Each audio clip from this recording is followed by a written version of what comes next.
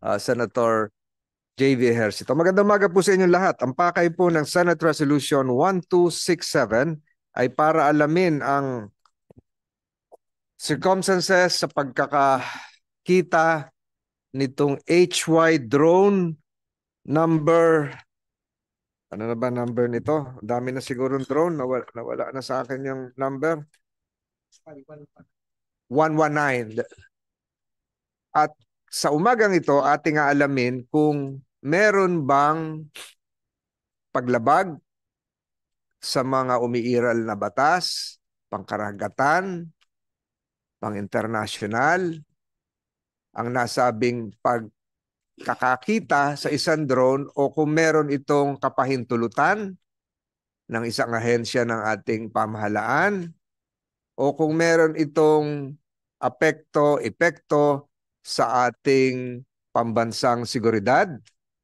At kung meron pang ibang drones na nakita, kagaya nitong submersible drone na nasa harapan natin ngayon, which I think is a prototype because the original drone is undergoing forensics investigation by the Philippine Navy at the moment and would still require 5 more weeks before a final determination as to its contents could be unraveled.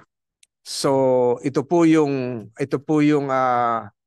background at sa kaalaman na lahat, katatapos lang malagdaan ng December 8 yung ating Philippine Maritime Zones Law as well as the Archipelagic Sea Lanes Law. Ito bang drone na ito ay pasok doon sa lahat ng kategorya ng vessels na nilalaman ng mga bagong batas na aking nabanggit. Ito bang drone na ito is a sovereign property? Ito bang drone na ito ay nararapat isole? Ito bang drone na ito is a warship that should be given a sovereign recognition by another state, the coastal state here, the Philippines? Ito bang drone na ito is considered as a civilian vessel? Ito bang drone na ito ay isang autonomous vessel o drone na ito ay isang bahagi lang ng pagkasaliksik na nanggaling sa isang mothership? O ito bang drone na ito ay bahagi ng panghihimasok ng ibang bansa sa ating karagatan? Paniniktik, espionage. Ito bang drone na ito ay nangangailangan, ang mga drone bang ganito ay nangangailangan pa ng pagbabago ng ating batas para masaklaw sa laki ng ating karagatan? Ito bang drone na ito ay dapat magbigay ng alarma sa ating mga mangingisda na pag nakakita ng ganito ay dapat huwag hulihin ng lambat at ipagpaalam na lang sa Philippine Coast Guard o Philippine Navy? Ito bang drone na ito ay armado? Kasi nabalitaan ko yung ganitong drone ay may nakabalot daw na maliit na kadenang kulay dilaw na pag iyong hinila ay baka sumabog. Yung naturang drone, parang kanyang self-destruction device or mechanism. Ito bang drone na ito ay bahagi ng ating pang-araw-araw na gawain sa karagatan na pwede na lamang sa baliwala? So we filed this resolution, Resolution 1267, for the purpose of determining whether there is a need. There is a need, 1, to amend our existing laws, 2, to effectively enforce our laws, 3, whether there is a need to make this part of our national security bell towers now. Baka naman yung nakikita lang natin sa taas ay yung monster ship, pero mas marami palang drone sa ilalim na dapat tayo maging alerto. So that's the reason for this Senate inquiry. Nagpapasalamat tayo sa pagdating ng tatlo nating magigiting na mangingisda. Papasalamat tayo sa pagdalo ng Philippine Navy, Philippine Coast Guard, PNP Maritime Command at ng Department of Justice, Department of National Defense, Department of Foreign Affairs. Papasalamat din tayo sa pagdalo ni Senator Risa Ontiveros at Senator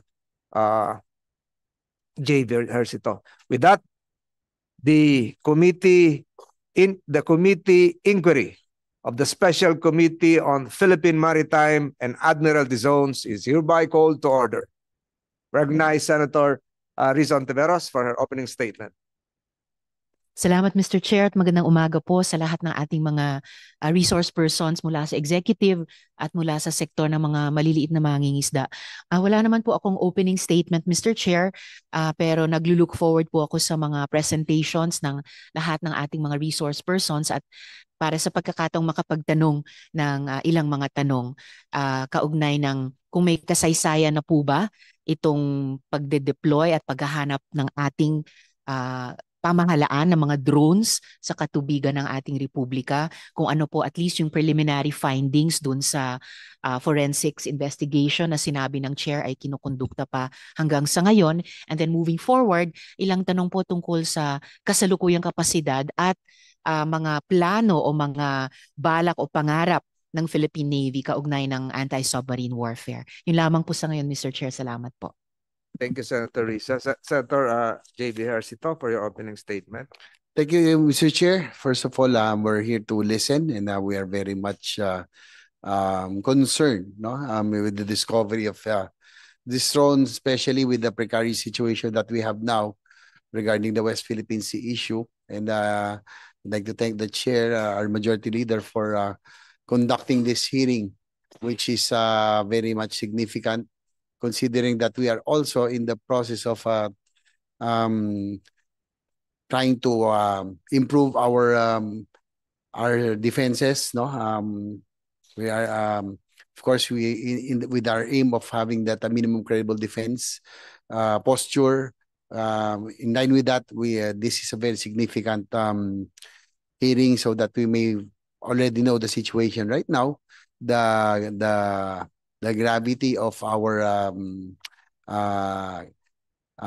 conflict, or so to speak, with the superpower. So we're here to listen, Mr. Chair. Thank you.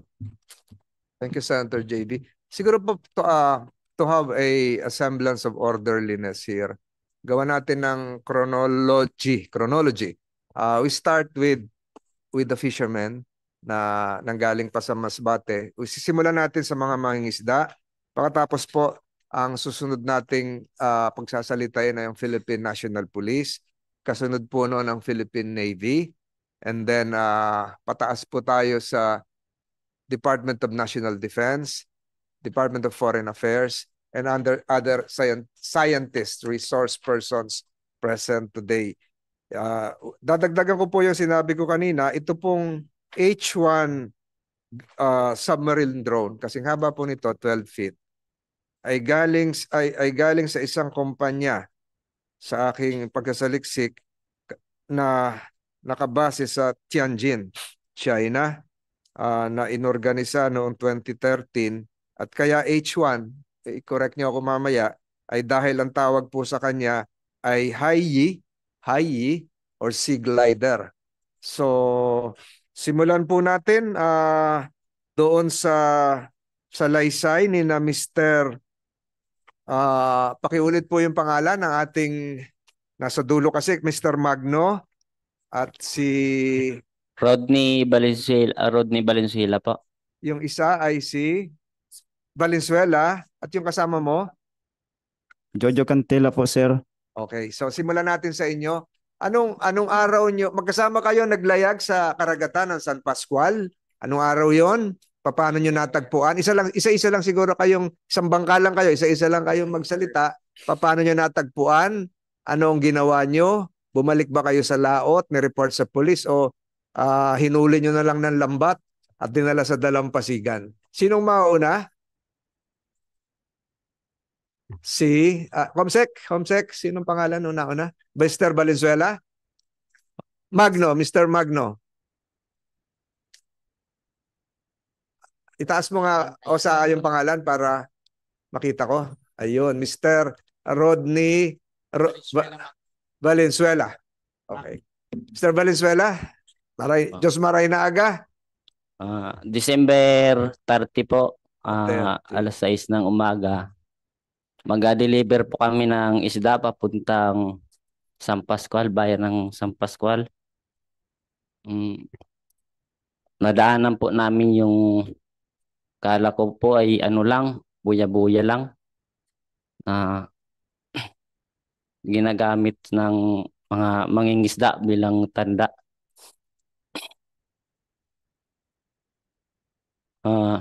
Nung nalapitan na namin, nakita ko po na may malaki palang katawan. Kaya binalikan ko po.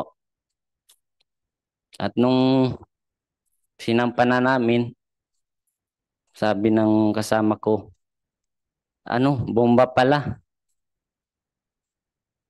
Teka muna, bumaba, nakalutang ba siya nung nakita nyo? Ang lumulutang po ay yung dulo na kulay pula. Itong pinaka Parang antena fin. po. May antena siya. Opo. Okay, nakalutang. Okay, tapos Yun, napasampa na po namin. Diretso po kami ng bayan ng San Pascual. pinapihan nyo ng bangka nyo. Buti nagkasya sa bangka nyo. Kasya po kasi medyo malaki naman bangka at saka hindi naman po ganong kabigatan. Pero ang mga ilang kilo sa tingin mo? Siguro nasa mahigit 100 siguro. 100 bigat. kilo. So mga 4 na banyerang isda yon. So sinampa nyo, wala kayong kargang isda, balik kayo sa Dalampasigan, sa San Pascual. Dalawa lang kayo, sir? Bali 3 po kami. 3. Yung pangatlo ay si Ginoong? Si Jeric Arojado. Hindi kasama ngayon dito, no? So pinagtulungan nyo, hindi kayo natakot nun? Hindi pa po kasi hindi naman namin alam kung ano. Yung kinukwento ko na parang meron siyang kadenang maliit na kulay dilaw. Nakakita kayo nun? Wala po. Wala siya. Siguro natanggal kasi sinasabi nila yung kadenang ganon na maliit na chain, tanikala, ay pag hinila ay sasabog. Hindi kayo nangambang ganon? Wala po. Anong unang sa isip nyo? Iuwi tong ganito? Yung nasa isip ko po, parang buya-buya lang o parang wala lang sa amin kung ano ito. Ano yung marka na nakita nyo? HY119. HY119. Ayun. Merong mga markings na kung anong hindi nyo maintindihan na letra? Wala po. Wala. Okay. So wala kayo narinig na ugong? Walang ganon? Wala po. So binuhat nyo lang. Ganong kalayo sa bayan ng San Pascual yung pinagkakitaan? Estimate ko lang po siguro mga 1 milya siguro. O mga kalating milya galing Iniwaran papuntang San Pascual. So malapit na sa beach? Malapit po sa Isla Iniwaran. Okay. Tapos, hindi siya nakasadsad sa baba? Hindi po kasi medyo malalim. So nakalutang siya sa gitna? Nakalabas lang yung antena? Ganon? Opo. Ganon kahaba yung antena? Mga 3 roller siguro. 3 feet, 3 roller. So buong-buo yun, sinampan nyo, dinala nyo sa bangka, pumunta kayo sa Dalampasigan. Pagdating sa beach, anong ginawa nyo? Hanap ng pulis o? Hindi po, diretso po kaming bayan para ibinta yung isda. May isda po kaming dala. Paano yung drone, yung submarine? Iniwan nyo lang sa bangka? Opo. Ha? So wala naiwan sa bangka na ano? Hindi nyo pinagkatiwala na bantayan nyo muna yan. Baka kung ano yan, ha? Wala, ganon. Hindi, ako po ang nakabantay. Sila yung nagbinta ng isda. Binenta nila yung isda. So naiwan ka. Sino ang nag-report sa munisipyo o sa pulis? Itong dalawa kong kasama, inutusan ko. Okay. Pero bumalik po sila na walang kasama kasi sabi nila, nahiya daw sila. At baka daw wala pagalitan lang kasi baka walang kwentang bagay. Kaya sabi ko, so hindi kayo nag-report sa police? Hindi po, bumalik po kami ng Iniwaran. Walang Coast Guard doon? Walang istasyon ng Coast Guard? Wala kasi maaga pa po, wala pero pa may istasyon talaga ng Coast Guard doon, meron? Meron po. Wala kayo nakitang kawani ng Coast Guard? Ewan ko po sa inutusan kong dalawa kasi Ito, nung nasa bangka nyo, dumunta kayo sa beach, sa Dalampasigan, hindi naman pinagkaguluhan to ng mga nag-uusyoso. Kung ano yung huli nyong isda. Ba't ang ibang... nakita po ito sa beach nung binalik na namin. Oo. Bali, inuwi pa namin para iano sa mga barangay official. Binuhat nyo, dala-dala nyo sa barangay. Wala, hindi ko pa namin ginalaw sa bangka. Okay. So yung tao, hindi pinagkaguluhan yan. Pinagkaguluhan nga po. Ayun. Tuloy na sisi ako, sabi daw, bomba daw. Bomba Oo, na, pinasampa pa. Oo, medyo delikado nga. So hindi ka kinabahan. So kailan ka nakakita ng opisyal ng barangay, pulis, kagawad? Wala ka nakausap? Di, meron po yung barangay official. Sila po ang pinicturean po nila at saka isinin sa PNP police. Tapos na confirm nila na PNP ng Iniwaran, ng San Pascual San po. Pascual. Na-confirm nila na pala drone. Yun eh. Sabi ng kung pwede, sabi ng police kung pwede daw ihatid ko na lang po sa bayan ng San Pascual ulit pabalik. So sakay uli sa bangka. Opo. Nakikita mo yung mikropono mong yan? Yan, may ilaw na pula. Yan, may ilaw na pula yung mikropono. May ilaw di ba pula yon? Yung drone, nung nakita niyo? Wala po. Na. Ayun. So binalik niyo uli sa bangka, balik uli kayo ng San Pascual. Opo. Pinabalik ng pulis. Hindi kayo tinulungan ng pulis na buhatin yan? Hindi tinulungan po kami. Sa patrol. Sinakay. Nakapunta na kayo sa bayan, sakay uli sa patrol, balik uli sa bangka, punta ng San Pascual from Iniwaran. So punta na tayo ng San Pascual. Sino naman ngayon nakaharap niyo sa San Pascual? Kayo ulit tatlo, no? Di bali, dalawa lang po kami na magkasama na itong si Arojado. Yung Kasama ko. wala dito, nagbenta ng isda yung isa. So, balik kayo sa San Pascual. Saan naman kayo nagpunta? Sa istasyon po ng polis. Okay. Sino nakaharap niyo doon? Nandito yung hepe ng polis ng San Pascual. Opo, si Major Albania. Siya nakaharap mo. Opo. Anong sabi mo sa kanya? Turnover niyo na to? Sabi ko, sir, daw ay may nakita kaming alam na pala niya kasi tinawag na ng barangay official. Let me continue this with Major Albania. No, nakaharap mo tong dalawa, turn over sa iyo. So, ikaw na may custody noon. Inuusisa natin yung chain of custody rito. So, ikaw na may hawak. Natumawag ka na sa PD, tumawag ka na saan, marami ka nang tinawagan nun. Yes sir, good morning po sir. Bali po sir, nung around 2 o'clock sir, may na-receive po kaming information na meron daw sir na kuhang submerged object sa area po ng Iniwaran, Barangay Iniwaran. Isla po ito sir, island barangay po sir ng San Pascual, Masbate.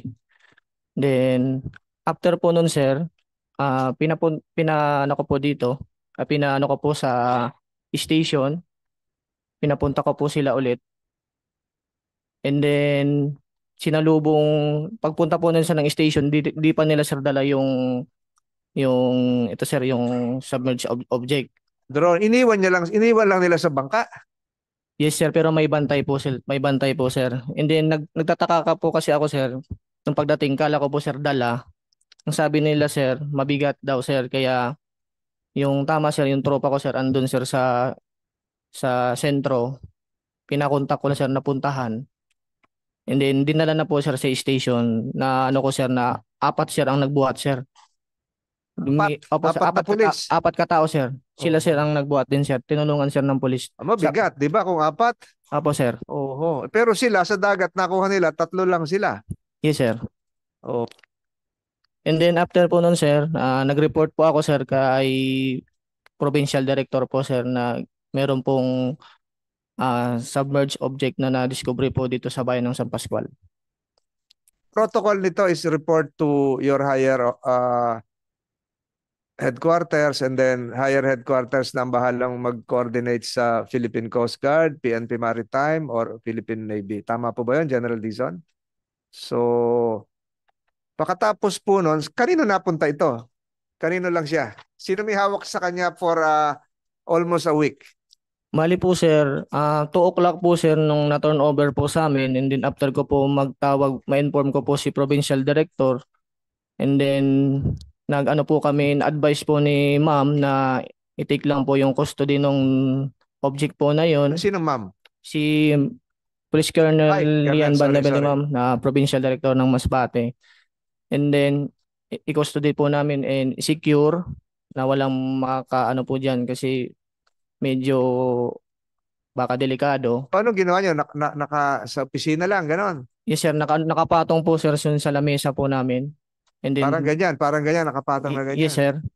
And then sabi ko po na walang maglalapit, walang mag-ano diyan, yung ano sir. Pero, Gagalawin, sir. Colonel, wala tayong protocol dito, no? Siguro, yung hindi nyo naisip yung bomb disposal unit natin, ganon? Colonel, ganon ba ginawa nyo? Mr. Chairperson, may I? Go Sir, I'm Police Colonel Lian Bandivel, the former Provincial Director of Masbate PPO, sir. former, So, hindi na po, sir. This January, sir. hindi naman dahil dito. Ay, hindi, sir. Okay, No. sige. Hindi, sir. So, bali, sir, past 2 o'clock, when I received a telephone call from Major Albania, the Chief of Police of San Pascual, kasi, sir, malayo ito, sir. Isla kasi ang Buyas Island. Nasa mainland, sir, ang Masbate PPO. Wala pong substation doon sa Irawan, sa Burias? Wala po. Wala po, kasi isla din po yun. So, walang police substation doon? Wala po ang barangay Iniwaran. So, bali, sir, upon receipt of the information, I immediately contacted our regional directors. And then, upon informing him, sir, inano ko na yung R3 because in my mind, sir, sabi ko nga sa kanila, custody, walang lalapit, walang gagalaw, because I'm going to coordinate with the regional operation division for the expertise of an EOD, sir. So, nag-ano kami, sir, kaya pumunta dun, sir, yung EOD, sir, para sila, sir, mag-handle nung nakuha, sir, na object. Tatanungin kita, Colonel, yung explosive unit natin, may ginalaw? Kasi, sir, nasa ano rin ako, sir, wala ako dun sa area, sir. Ang akin lang po, sir, coordination with R3 for the request for an EOD na manggagaling sa regional office kasi sila, sir, ang mas malapit doon sa kung kung pupuntahan yun, sir. Galing po ng Legazpi yun. Galing ng Legazpi po, sir. So immediately thereafter, sir, na-mobilize, sir, yung sir, yung EOD, sir, kasi in my mind, sir, hindi namin alam kung ano yung component kasi wala kaming technical know-how with regards to that object, sir. So kailangan talaga, sir, merong technical na nakakaintindi ano ba talaga itong nakuha ng ng mangingisda, sir. Knowledge, ma'am, may kinalaw po ba yung EOD? To my knowledge, sir, kasi ang EOD, May kinalikot? check na lang, sir, kasi siya yung nasa area. Major. Yes sir. Bali po sir, nagdumating po sir yung EOD galing pong Legazpi ng around 11 PM po sir nung date ng December. Yes sir. Teka, alas 2 tayo nagsimula. Yes sir. So nakadating alas 11 ng gabi, sir. Agad-agad sir na pinapuntahan, sir.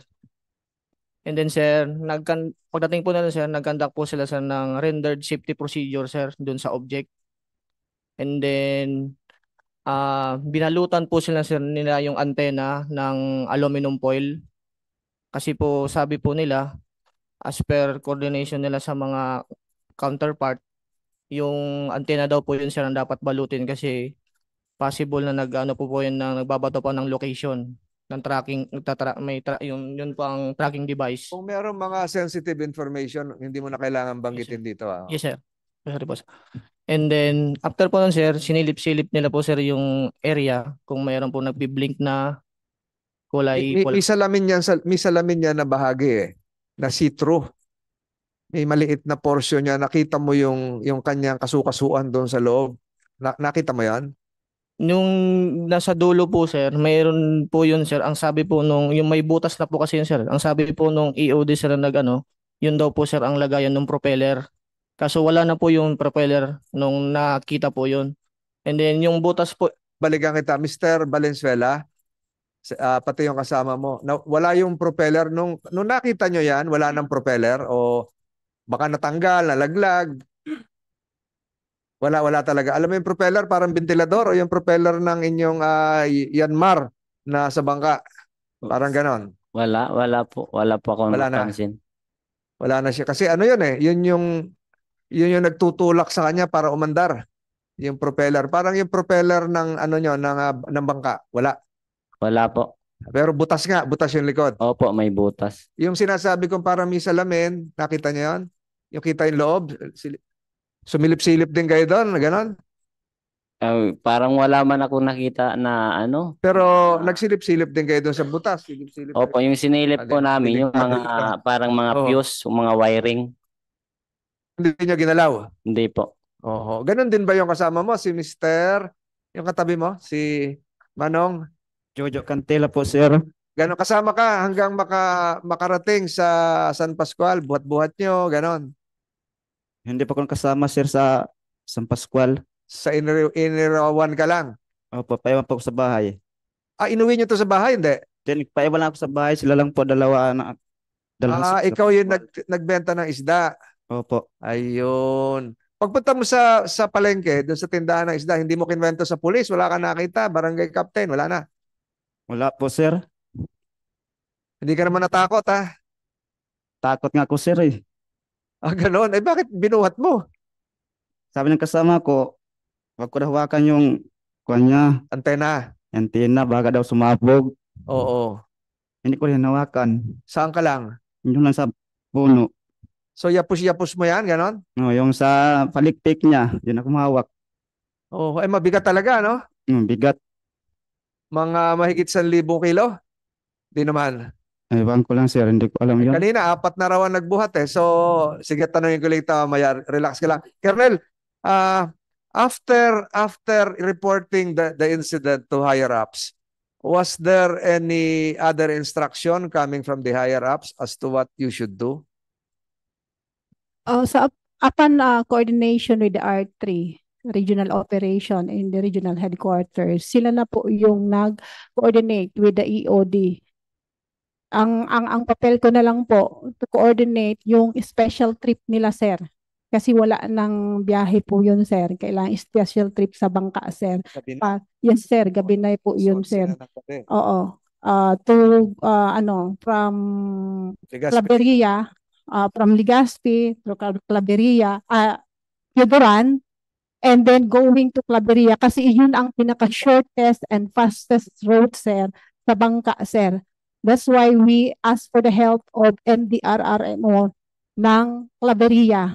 Yun ang sinakyan ng EOD, team ng EOD, together with the K9 dog, papuntang Claveria. And then from Claveria, sir, nag-travel sila papuntang San Pascual by road, sir. Papuntang San Ma'am, yun Pascual. yung panahon na medyo may shear line pa tayo maalo nun eh. Yes, sir. Magbabagong taon po yan. Yes, sir. Medyo Mas po yung panahon nun. dagat, sir. Oo. Thank you, ma'am. So, this was relayed by R3 or R3 was instructed by General Dizon. As the RD, ano po yung mga coordinative efforts na nangyari po noon from 2 o'clock? Siguro, anong oras niyo po nalaman? General Dizon. My respect to the Honorable Chairman, sir, and Senator Risa, ma'am, Senator JB, sir, mga kapwa kawani ng gobyerno, mga kapwa Pilipino, magandang umaga po. Sir, right after na ma-inform si PD, in-inform niya rin po ako ng gabi na yun po, sir. Nang hapon ng 2:30. Sir. Ang protocol natin dito, PNP Maritime. May PNP Maritime ba sa Bicol? Meron po, sir. Sa Legazpi. Sa Ligas. So sina General Cabal, nag-dispatch na rin doon? Wala pa po, sir. Wala. Opo, nasa Oh. Masbate mainland po yung ating RMU5 na Hindi, nag-dispatch din ng PNP Maritime Group. negative na po, sir. Negative na. So, were there efforts to coordinate with the Philippine Coast Guard or the Philippine Navy? Sir, sa Philippine Navy po tayo nag-coordinate at doon na nga po nag-request yung ating NAVFORSOL na they will take custody of the object, sir. At nag-accede naman po tayo, sir. That was the following day. The following day, 31 ng Okay, bagong taon na to. December na po, sir. Bagong taon na to kasi nung nagkabulagaan dito, bagong taon na Bagong taon na to na New Year ng tanghali nung pumutok tong isyong ito So nag-coordinate kayo sa Navy based on Legazpi rin. Yes, sir. Opo, sir. Ayun. We'll ask the Navy later on. So ang nag-turnover sa Navy is the San Pascual Police. Negative po, sir, yung ating EOD-K9 na po ang nag-turnover kasi sila po yung nag-conduct ng safety procedure. So ibig sabihin, sir, kinuha ng EOD natin at dinala sa Legazpi. Affirmative, sir. Saan sila kayon? Sa truck po natin ng PNP po, sir. By truck na, tapos Opo. niroro na. Opo. From Puduran, sir. Puduran, Albay to regional headquarters. And when was this? The following day, December 31. Magkadugtong na po yun, sir. Tumawid na po ng from 30 to 31, sir, yung travel po nila. Alas 11 ng gabi kasi. So the following day na yun. Opo, sir. 31. Okay. Thank you, General Dizon. General Cabal, any efforts coming from the PNP Maritime Group? Good morning, sir. Sir, upon receipt of the information, actually, sa news na lang namin, sir, nalaman at since PRO 5 took custody of the item or the submersible drone, we were no longer, we did not exert any effort because yung the shortest possible time na pwedeng mai-transfer, sir, sa Navy since they have the technical expertise para ma-check kung ano po ba, sir, yung capability, kung ano po ba yung mga nagawa niya. So with respect to the Maritime Group, sir, we did some research as to how did this came about sa atin. At the same time, were there similar incidents in the past? At upon further research, we found out that there is also the same incident that happened not in our country but in Indonesia. That was last 2020. We'll go later that. Dito muna tayo sa simula nung sa mangingisda, nahawakan ng pulis. Dito muna tayo sa chain of custody and then lilipat tayo mamaya sa Philippine Navy, Philippine Coast Guard and then the other agencies, National Defense and DOJ. So if my Mr. other Chair. colleagues would like to provide follow-up questions to the resource persons previously asked, go ahead, Senator Risa.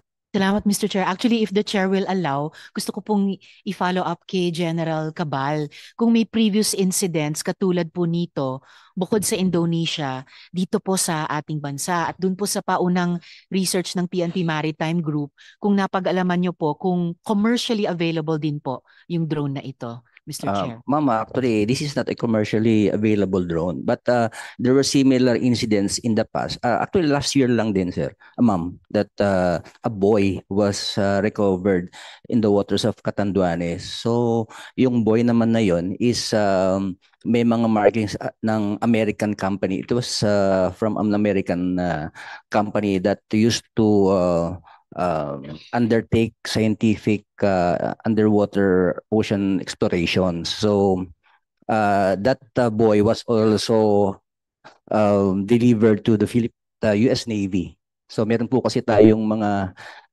US Navy personnel dito na na we were able to and Philippine Navy was also privy to that because they were the one who coordinated, I think, with the US Navy based in Zambales. And Mr. Chair, General Cabal, yung naunang recovery in the past ng similar drone, yung buya dun sa Catanduanes, that was the only other previous incident. Tama po ba dito sa ating bansa? Yes, ma'am. Yeah, Salamat, yeah. sir. And nung sinabi nyo na hindi commercially available itong drone na ito, ibig sabihin usually saan po siya napoprocure? If it's not a commercial drone, paano niyo siya i-describe? Anong klaseng drone po siya, Mr. Chair? Ma'am, doon sa research map po namin is basically it came from China. So it is a Chinese-made submersible drone. So basically sa ating commercial enterprises, wala namang gumagamit ng ganitong submersible drones. That's why we surmised that this is not commercially available, but of a military grade or scientific purposes. Salamat, General Cabal. Mr. Chair, if I could ask the follow-up question to the Philippine Navy. We'll be going to the Philippine Navy. Yes, sir, Mr. Chair. Baka Senator. Mr. Chair. Yes, Mr. Chair. Salamat, Mr. Chair. Will it be po Commander Francisco for the Undersecretary Madriaga. So sir, sa pagkaalam po ng Philippine Navy, meron din po bang similar discoveries in the past ng mga katulad na drones, particularly submersible drones, and particularly China-made submersible drones na of military grade or scientific capability na nahanap po ng ating Philippine Navy dito po sa ating bansa o sa ating mga katubigan, Mr. Chair? Thank you, Mr. Chair, Madam Speaker. Based on the initial statement of our Philippine Navy PIO for the West Philippine Sea, Admiral Trinidad, he made mention of discoveries in the past in the Calayan Island Group, in Pasukin, and somewhere in down south. But as to the make and the specification of those drones that were recovered, we cannot make a definitive conclusion as of this time as to the origin or the ownership of those drones, because like in this particular case, no country has ever claimed such drones. Not as far as the Department of National Defense. We will always consider them as a threat, as an intrusion on our sovereignty. So regardless whether it is commercial or military specification, we will always treat it as a threat to our sovereignty, ma'am. Salamat po, Undersecretary. Mr. Chair, naalala ko nga po yung isang nabanggit ni Yusek na incident doon po sa Kalayaan. If I recall correctly, Yusek, napaka-active po ng LGU natin doon sa Kalayaan, doon sa retrieval. Nung una, hindi nila alam kung piraso po ba ng missile daw na sumabog sa langit at bumagsak sa dagat nila. Pero ni-retrieve po nila or ng ating Philippine Navy or ng ating Philippine Coast Guard. At tama po ba yung recollection ko, Yusek, na ito po yung piraso ng kung missile ba yun or kung ano man na inagaw pa nga ng China Coast Guard or China Navy at that time, Mr. Chair? Thank you, Mr. Chair, Madam Speaker. Yes, ma'am, correct. You're referring to an incident at the beginning of the current administration where our Philippine Coast Guard men in the Pag-asa Island area were able to recover a portion of a debris from a satellite that were being towed by our personnel, and then suddenly it was snatched in a fairly violent manner by Chinese personnel from the Coast Guard as well as the Philippine Navy. So they were able to recover that, but they cut the tow line and then they took it somewhere in their custody, ma'am. And then, Mr. Chair, kung maaring sabihin po ni Yusek Madriaga in open hearing and not, for example, in executive session that the chair may call, yung pong pangalawang insidenteng binanggit niyo po, Yusek, sa Pasukin, would you be able in open hearing to update the committee about that, Mr. Chair? Yes, ma'am.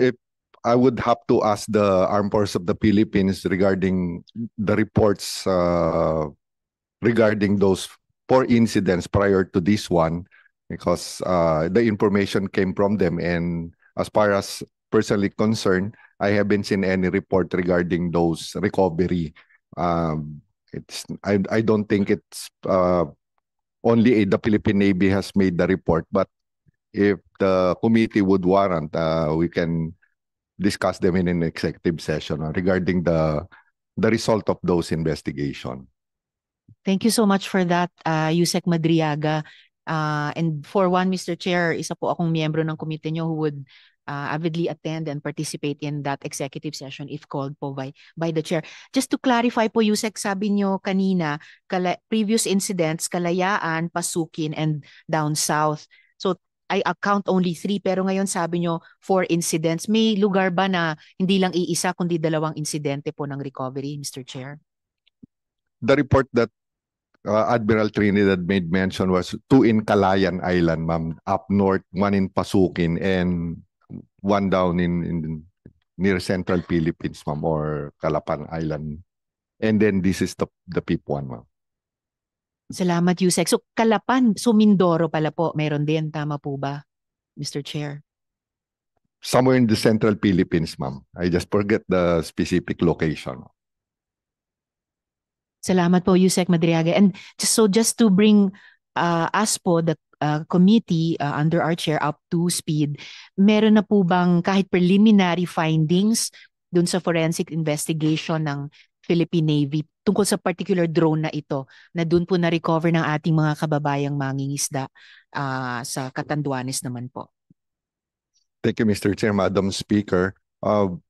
The basic information that we are working on regarding this particular equipment came from open source.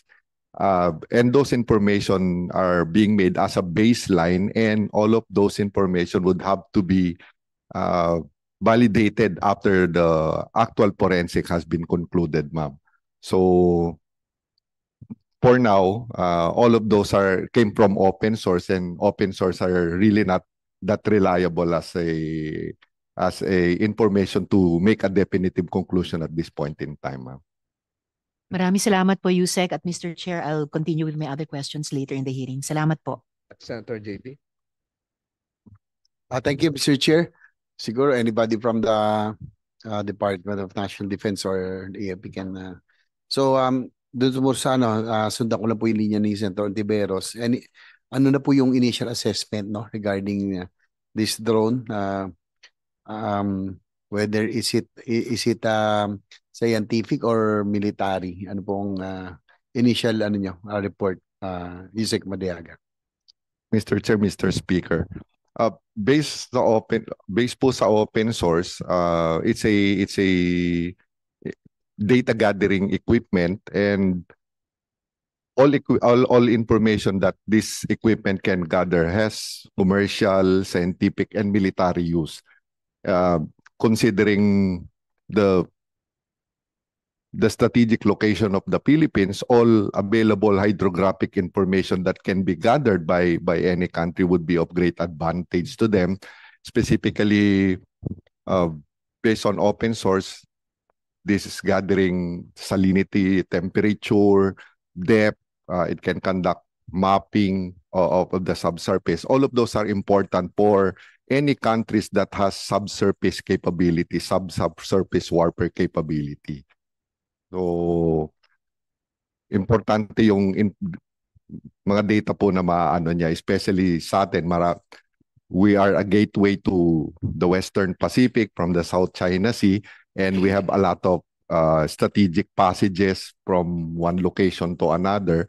So all the information that can be gathered regarding the characteristics of the current, the tide, the hydrography between all those passages between our main islands would be important to anyone who has a need for them.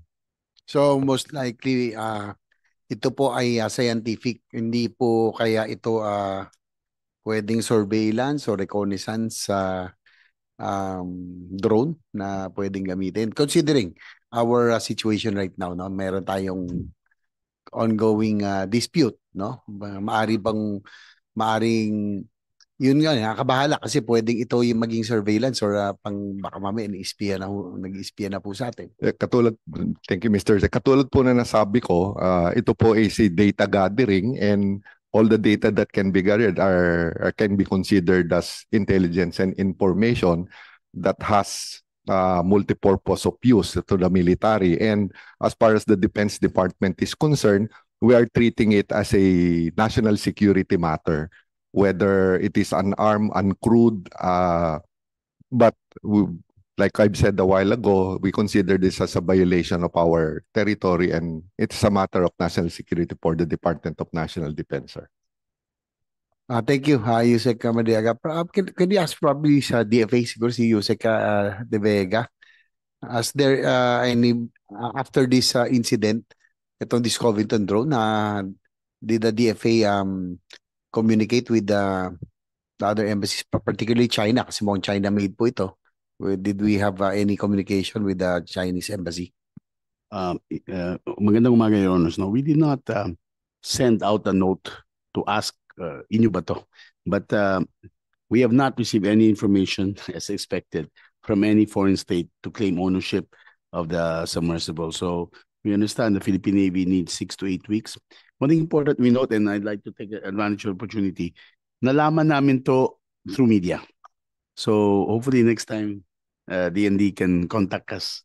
So officially, we don't know about this except through the media and now the Senate hearing. But nevertheless, with the permission of Senator JB, yung lumalabas na balita na pinasosoli na raw ng China ito, hindi totoo. No, wala pong may kumakalat na balita sa Ministry of Foreign Affairs sila na isoli daw. Wala pong communication at all from China about that. But let me say this, no? Under Article 245 of UNCLOS, the express consent from the coastal state is needed for a foreign country to conduct marine scientific research in its territorial sea. So this, as mentioned by Yusek Mariaga, could have data gathering. So marine scientific research yan, violation yan. So if China asks it, well, we're gonna protest instead. Kung inyo yung drone yan.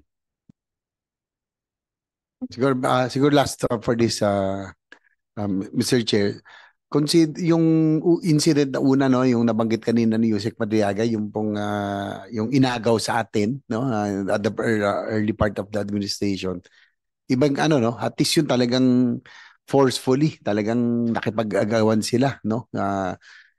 Siguro yun mas may kumbaga mas may baka may military or anong satellite yon. But this one, wala pa ho silang walang incident, walang claim, no? Wala ring claim ang anybody, wala ho nag-claim ba? May magkaibang no, in treatment. Thank you, Mr. Chair, Mr. Speaker. As of this time, sir, nobody is claiming the return of the item or claiming ownership of the equipment, sir.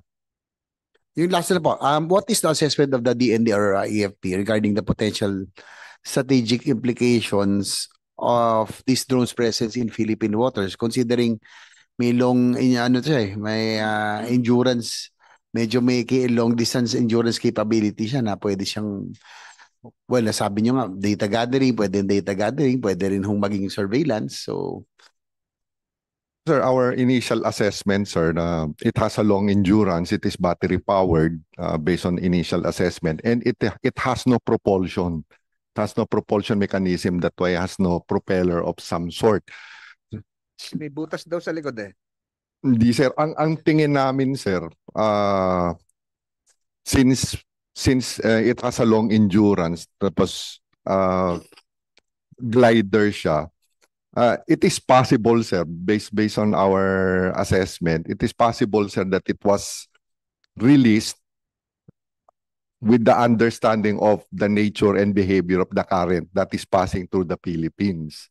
Kung i-analogy natin, sir, but I'm not saying na the same country ang gumawa. Kung matatanda nyo, sir, yung spy balloon na dumaan sa US and Canada, those are propulsionless, but they were released with the understanding of the jet stream.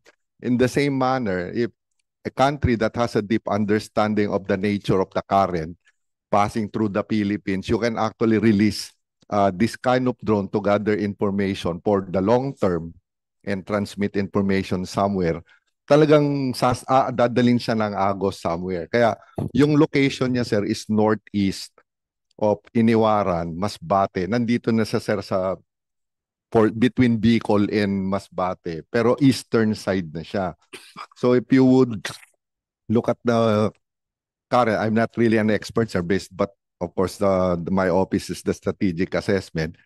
Yung current from the South China Sea passes through Verde Island, passes through Palawan, and going internal to our internal waters. Tapos meron din current, sir, na coming from the eastern side, yung tinatawag na North Equatorial Current. Pumapasok din yun, sir. Yung location ng kanyang discovery is already nasa eastern side na po siya, between the main island of Bicol and Masbate. So a country who has an understanding of the nature of the current, characteristics and behavior of the current of even in the internal waters of the Philippines can actually release something. And since this is a glider, this is not necessarily released from another mothership which is floating, but even from an aircraft, airborne. Lahat po yung possibility that would be determined later on, sir, pag makomplete talaga yung forensic na gagawin. Babagsak na lang siya. Para posible yun, sir, pwede ring release from on the surface o subsurface or above. Kasi nakakatakot lang yung release airborne. Ibig sabihin, may nakapasok sa ating eroplano na doon pinaglide pababa. Di ba? So, Mr. Chair? Yes.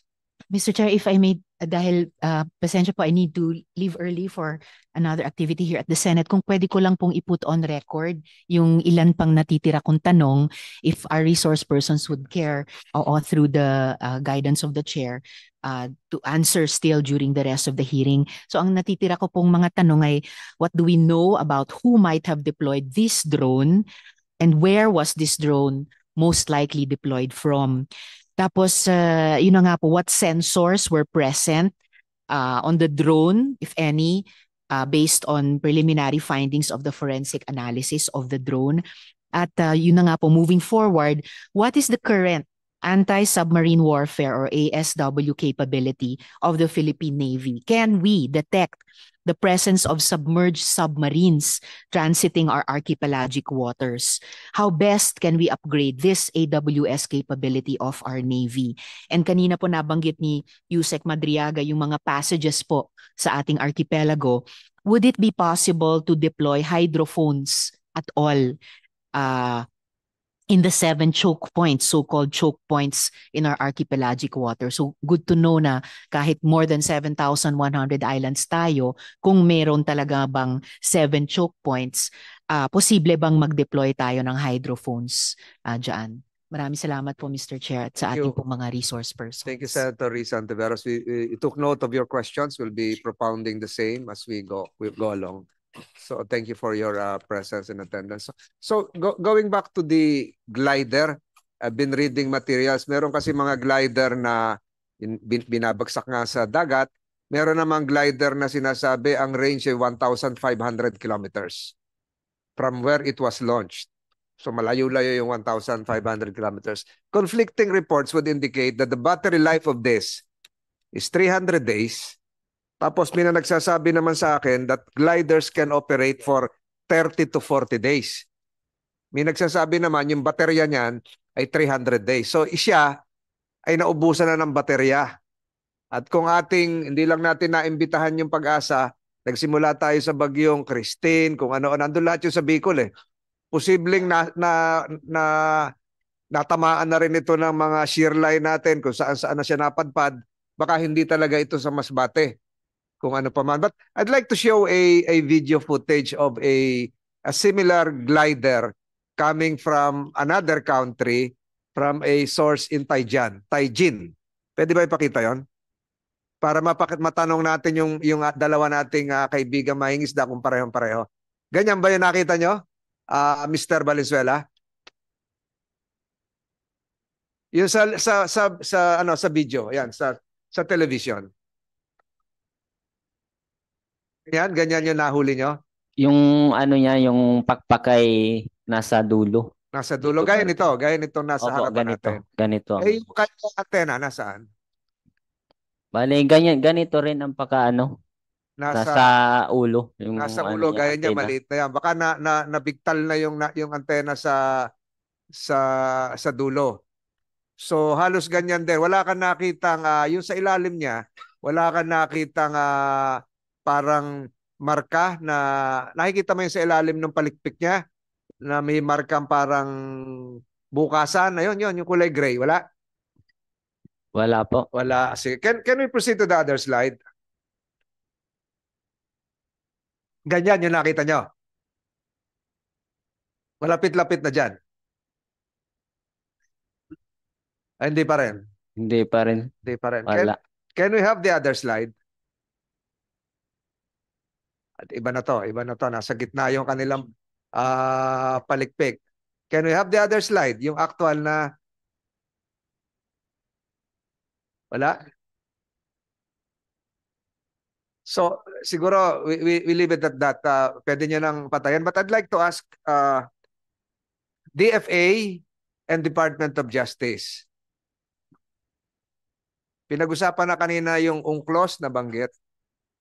Itong ganitong drone, with the permission of Senator Ejercito, itong ganitong drone, yung tanong ni Senator Risa pala, kung sino yung pakakasagot nun, sasagutin niya mamaya. Itong ganitong drone, under international law, is this considered as a warship, a ship, or a weapon?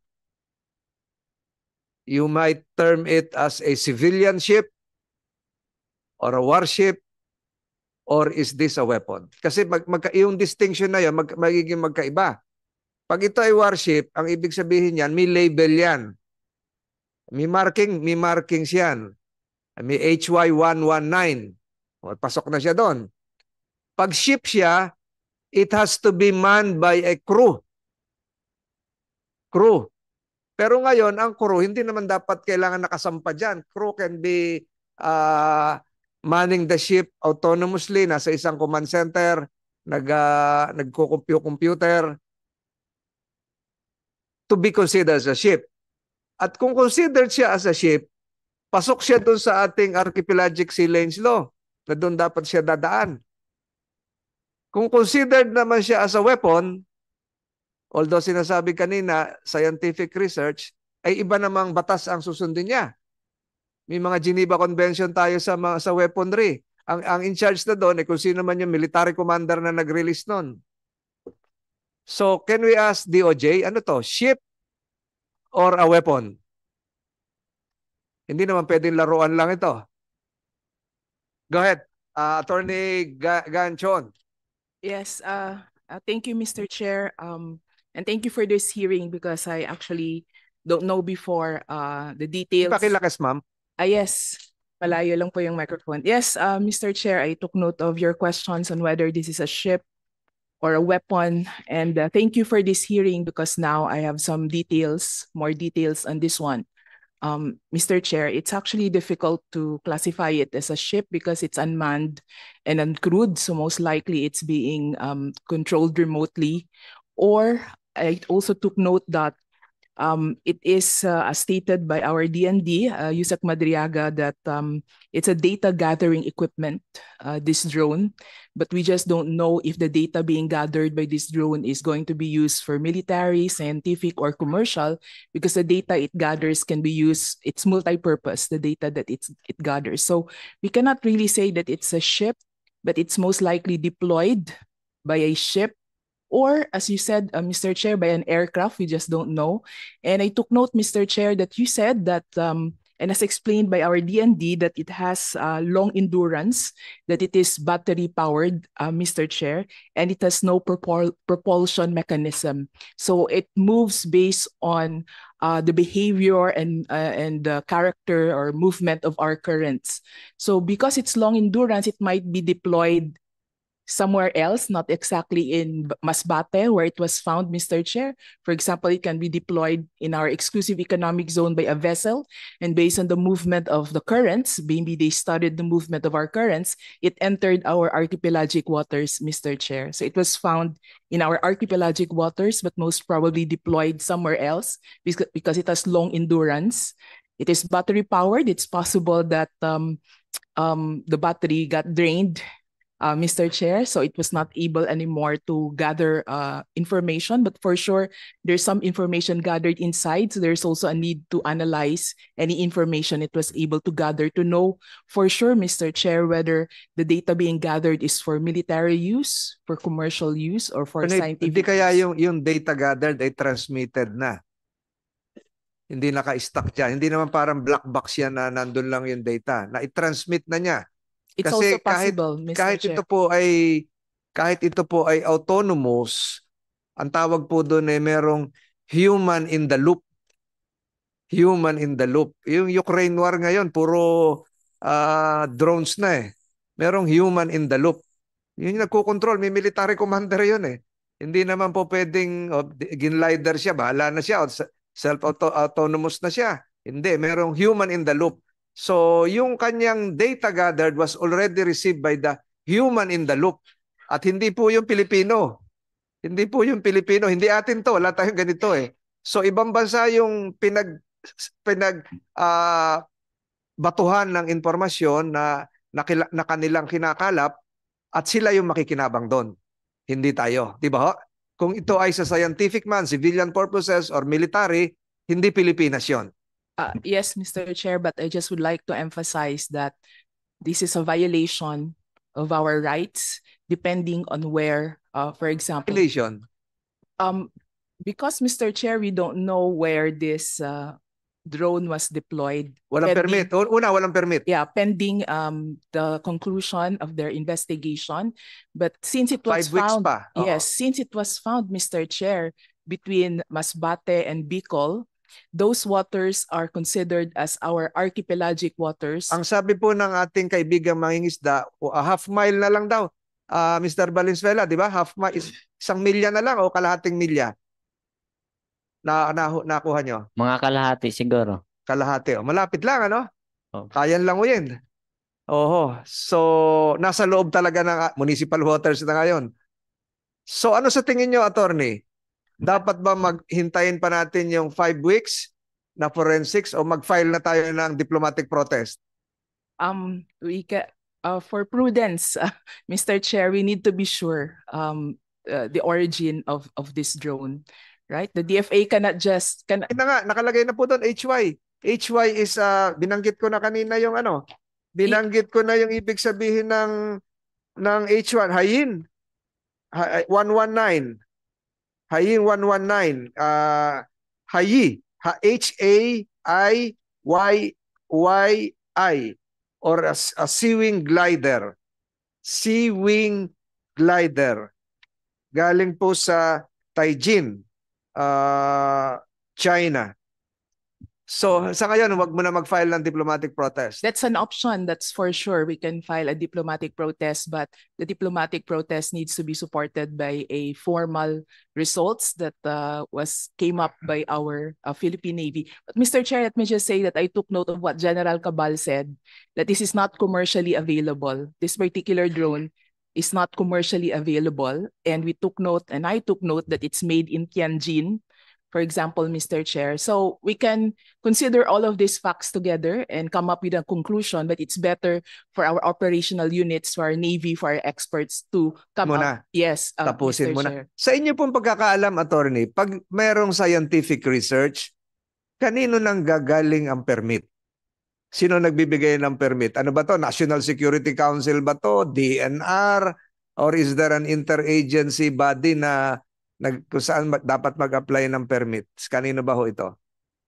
Mr. Chair, the DOJ is part of the Technical Working Group on Marine Scientific Research, and this TWG MSR is being chaired by the DFA. So if a foreign state wants to conduct marine scientific research in any of our maritime zones, be it in the archipelagic waters, territorial sea, exclusive economic zone, including even internal waters, they should need the consent of the Philippines. It's just that if it's internal waters, archipelagic waters, and territorial sea, they should get our express consent. Merong scientific research. If they Yun want ang nakalagay to sa UNCLOS, di ba? Yes po, yes sir. But we have a rule before in the task force that if it's a scientific research in the West Philippine Sea, the technical working group on MSR must elevate it to the task force on West Philippine Sea for determination before it can be finally approved because of security reasons, Mr. Chair. So you just don't consider the views of our scientists, but also of our experts in the security sector before a request for marine scientific research is approved. Siguro matanong ko na rin National Security Council nandito eh. Sino po ang tatanong? Director Racadio or ADG Acuña? Has there ever been an instance wherein the Philippine government obliged to the issuance of a permit upon previous request of another country? Meron ba ho? Thank you, Mr. Chair. For MSR, request for MSR. Natin, Marine Scientific Research, MSR. Ayun, sige. MSR. Meron na po. There have been a few instances when the TWG headed by DFA approved a application for MSR by a foreign country. Saan po yan? Kaya tinatanong ito kasi mahalaga po yung lugar dahil kailangan maibaba po yan sa mga local government units para malaman din ng mga mangingisda na merong mga ganitong dadaan sa inyo, ay baka hulihin nyo, baka sumabog o kung ano pa man, di ba ho?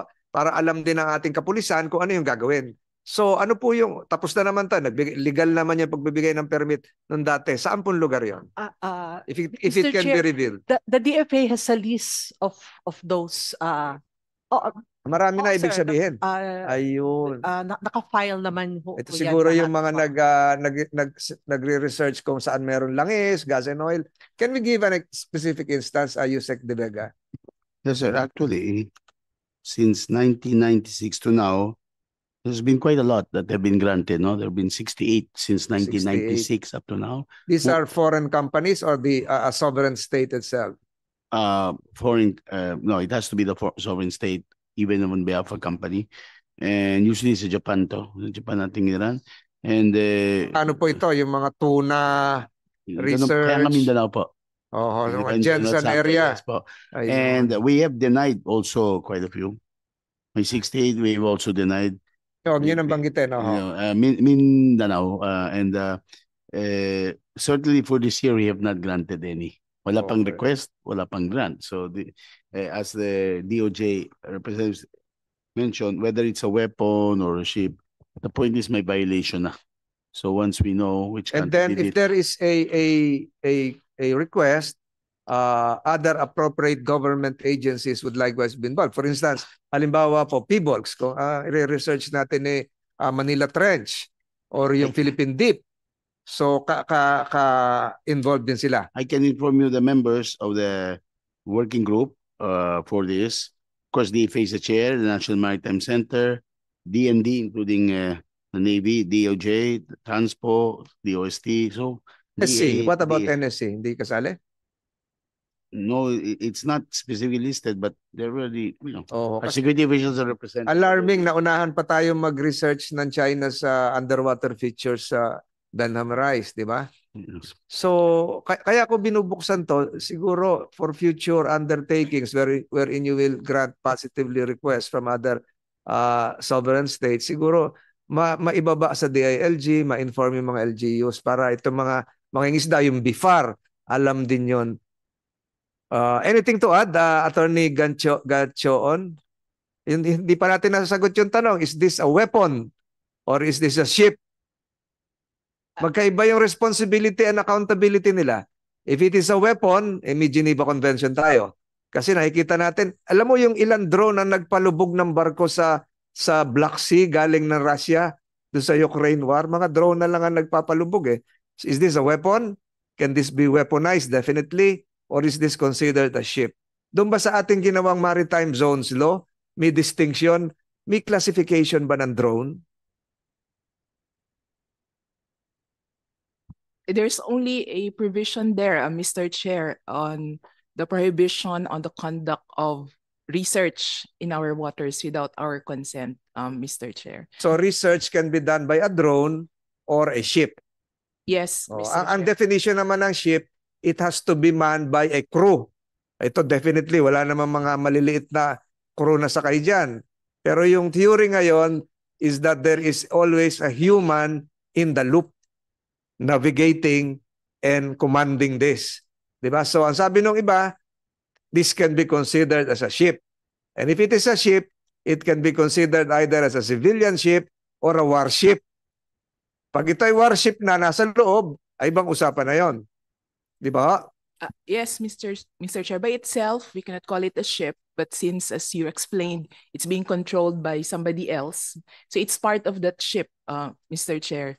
Where Although, Attorney Ganchon, ang sinasabi ngayon, yung bagong versions nito, AI na ang nagko-control. But whether it is artificial intelligence, may tao pa rin in the loop na nagko-command kung saan man siya. Kung nasa barko man siya, kung nasa inland siya. Yes, Mr. Chair, autonomously or remotely controlled, Mr. Chair, and as you stated before, the data is being transmitted to where it is being Na-transmit controlled. na siguro. So, is there a suggestion coming from you? If the Philippine Navy, through the forensics, would conclude that there was an intrusion into our internal waters, is there a suggestion coming from you to utilize the penal provisions that would enable us to seek fines from whomsoever is the one in charge here? Kung siya naman, sisingilin natin ng fines, pinasok tayo, inabala lahat tayo. Meron ba ganon? Yes, in our Philippine Maritime Zones Act, Mr. Chair, there is a provision there, penal provisions, penal sanctions, in both laws actually, in Philippine Maritime Zones Act and the Philippine Archipelagic Sea Lanes Act. But let's focus on the Philippine Maritime Zones Act because this is most likely a violation of either of our sovereign rights or our sovereignty, Mr. Chair. And so once the investigation by the Philippine Navy has concluded, hopefully they're able to determine the origin or the provenance of this drone, Mr. Chair, because if you would like to impose a penalty, be it in the form of a fine or under the Archipelagic Sea Lanes Act, imprisonment, you need to exercise jurisdiction over that person. You need to arrest somebody or yes, Mr. Pero Chair. pag nag-file tayo ng another protest or case, pwede natin dalhin yung drone sa United Nations. I would leave that to the DFA, Mr. Chair, with respect to, I know this is just a replica, Mr. Chair, no? But of course, it depends on the DFA. And on your question on whether this is a weapon, I would defer to the DND on whether you would classify this as a weapon, Mr. Chair. And on to the DFA on whether they would bring the drone to the UN General Assembly. Thank you, Mr. Chair. Thank you. May tanong kanina si Senator Ontiveros. I think this is directed to the Navy or the Coast Guard. Kaya niyo bang masagot yun? Submarine warfare. Siguro connected na to sa nangyayari ngayon. Coast Guard, Navy can answer this. Ito bang ganito ay pwedeng manggaling sa monster ship?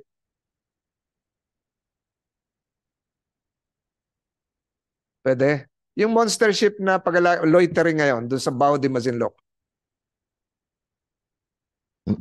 Thank you, Mr. Chair. Sir, as to how this was launched, sir, since sa open source wala naman siyang sinasabing specifically how it is launched. So, all platforms, sir, tulad nga sabi niya, sir, it can be dropped from the air, it can be launched probably for another submarine or from a surface vessel. So, everything, sir, is a possibility, sir. So, lahat po yun, sir, pwedeng pag-aralan kung talaga saan siya nanggaling. So, do we have a scientist in the house? Hindi pala tayo nakaimbita ng from DOST, COMSEC. Mas maganda sanang malaman natin kung ano ang ibubunga ng hydrographic surveys ngayon gamit ito. Kasi sinasabi nyo kanina, scientific, so kung ito ay isang unmanned underwater vehicle, UUV, ay hindi lang naman topography ang hinahanap no. Nabanggit nyo kanina yung salinity, etc., etc. So ito pong kinakalap na datos ay magre-resulta ng isang hindi lang study, kung hindi kapakinabangan sa gumagawa ng study. So yung study siguro pwedeng research, hindi lang naman sa isda yon. Hindi lang naman siguro sa salinity na sinasabi. Yung merong hinahanap na bagay. Meron ba makakasagot no kung ano yung hinahanap na bagay? Ito ba ay natural gas? Ito ba ay minerals? May hinahanap yun research Hindi ka naman magre-research ng ganyang katagal, ng ganitong ka-risky ng wala kang hinahanap dahil wala kang permit. At kung Yusek De Vega, kung nag-apply po ba ang China na magre-research, bibigyan nyo ng permit? Well, I can't say the only DFA because it's a working group meeting, but it's well, for now it's very doubtful, given that we have these issues with them. May I also mention, in light in what the DOJ mentioned, no?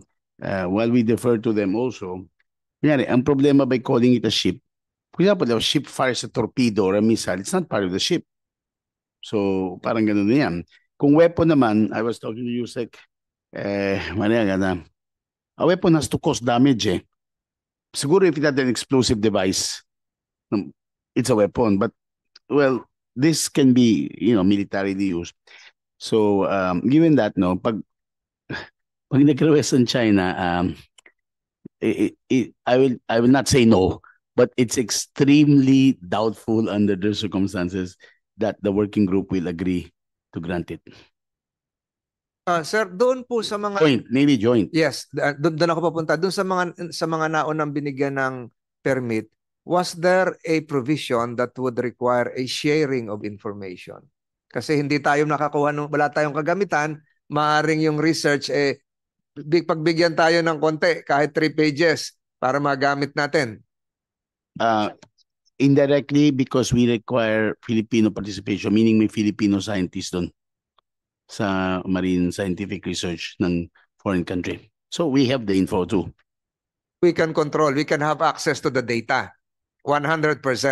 Yes, certainly. What if China applies for a permit with the same colatilla that they would likewise share information? Papayag kayo? Well, sir, I think we have sovereign rights that we have to protect. So, well, I have some officials here belonging to the same working group. Hindi sa ini-encourage ko yon. Ibig ko sabihin, baka sakyan nila yun na, kami, willing din kami mag-share ng information kung ano yung gusto nyo. Basta payagan nyo yan. Will that be possible?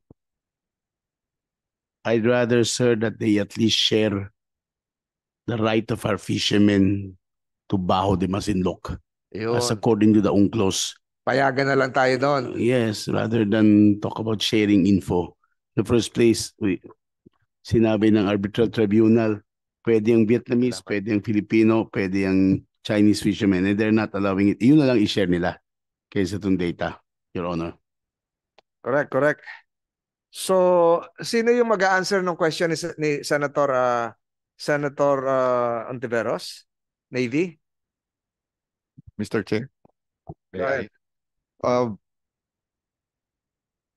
Yung unang tanong po ni Senator Hontiveros regarding kung saan po ito galing, the determination of its actual origin, sir, since it is rather less, depending lang siya sir sa karakteristik ng Karen. Medyo may hirapan po tayo. It would pose a great challenge determining its actual origin sir, considering hindi na natin alam sir kung kailan siya ni-release, gaano siya katagal upload, whether yung malalaman natin kung yung battery niya sir kaya na siya nakita sa surface is naubos na. And we have to cross-reference that do sa nature ng karet nga sir, coming from the western side and the eastern side. Medyo mahirapan po tayo mag-determine kung saan siya nanggaling. Yung pangalawa naman po, yung do we have the capability on anti-submarine warfare po? That is one of the capabilities being developed by the Philippine Navy, sir. We are accelerating that development, especially sir ngayon na the Maritime Zones Bill had been enacted into law.